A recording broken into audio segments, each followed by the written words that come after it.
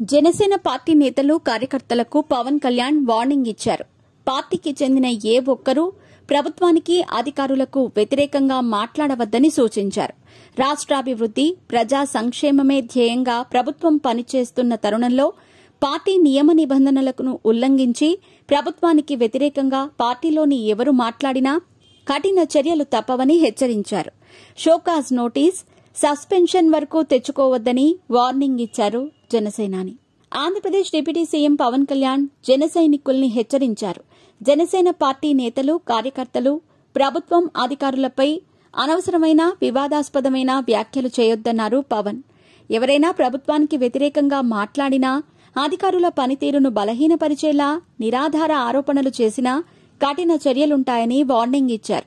అంతేకాదు, జనసేన పార్టీ నేతలు, కార్యకర్తలు ప్రభుత్వ కార్యక్రమాల్లో పాల్గొనటం నిబంధనలను ఉల్లంఘించటమే అన్నారు డిప్యూటీ సీఎం. అలాంటి వారిపై చర్యలు తప్పవని హెచ్చరిస్తూనే అవసరమైతే షోకాజ్ నోటీసులు ఇస్తామని హెచ్చరించారు. ఒకవేళ సంతృప్తికర సమాధానాలు లేకుంటే కఠిన చర్యలు ఉంటాయన్నారు. ఈ మేరకు జనసేన పార్టీ కార్యాలయం ఓ ప్రకటన విడుదల చేసింది.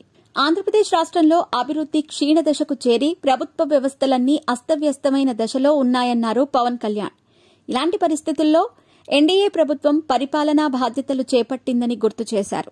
రాష్ట్రంలో ఇలాంటి పరిస్థితుల్లో అభివృద్ది, ప్రజా సంక్షేమమే ధ్యేయంగా పనిచేస్తున్న ఎన్డీఏ ప్రభుత్వానికి పార్టీ కార్యకర్తలంతా అండగా ఉండాలని పిలుపునిచ్చారు. జనసేన పార్టీకి చెందిన ఎవరైనా నిబంధనలు పాటించాల్సిందేనన్నారు. పార్టీ నిబంధనలను ఉల్లంఘించి ప్రభుత్వానికి వ్యతిరేకంగా మాట్లాడొద్దని, అధికారుల పనితీరును బలహీనపరిచేలా ఆధారాలు లేని ఆరోపణలు చేసినా కఠిన చర్యలు తప్పవని పవన్ హెచ్చరించినట్టు పార్టీ నేతలు తెలిపారు. మరోవైపు డిప్యూటీ సీఎం పవన్ కళ్యాణ్ను ఆంధ్రప్రదేశ్ టీడీపీ అధ్యక్షుడు పల్లా శ్రీనివాసరావు కలిశారు. పవన్ ఆహ్వానం మేరకు విజయవాడలోని ఆయన నివాసంలో మర్యాదపూర్వకంగా శ్రీనివాసరావు భేటీ అయ్యారు. ఇద్దరు నేతలు దాదాపు గంటన్నర పాటు సమావేశమయ్యారు.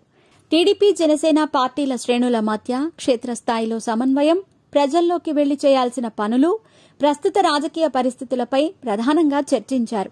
ఇరు పార్టీల నేతలు ప్రజల ఆకాంక్షలకు అనుగుణంగా వ్యవహరించాలని నిర్ణయించారు. టీడీపీ, జనసేన, బీజేపీల సమిష్టి కృషితో ఓటర్ల తీర్పులో ప్రతిబింబించాయని పవన్ అన్నారు.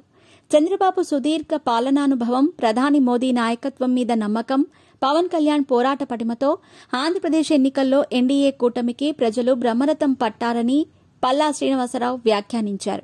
కూటమికి ఇంతటి భారీ విజయాన్ని కట్టబెట్టిన ప్రజా తీర్పునకు అనుగుణంగా దశాబ్దం పాటు ఈ మైత్రి కొనసాగాలి అని ఆకాంక్షించారు.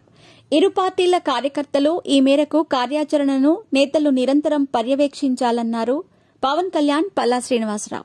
ఒకవేళ ఎక్కడైనా భేదాభిప్రాయాలు తలెత్తుతున్నాయనే సూచనలు కనిపిస్తే తక్షణం వాటిని సరిదిద్దేలా మార్గదర్శకాలు ఇవ్వాలని కూడా నిర్ణయం తీసుకున్నారు.